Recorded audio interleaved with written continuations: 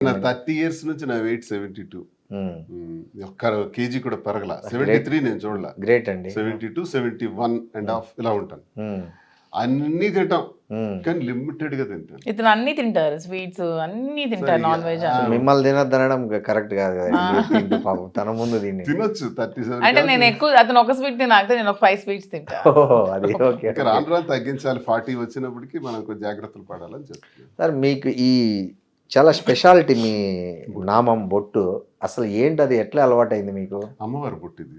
మ్హూ. నేను ఒకసారి దర్శనానికి వెళ్ళాను మధురై. మధురైకి. మధుర మీనాక్షిది మ్. దర్శనం సరిగ్గా జరగలేదు. అలా నిల్చున్నాను. ఒక ప్రీస్ట్ వచ్చారు. మ్. ఆయన పంతులు గారు వచ్చి వాంగ వాంగ అని పిలిచారు.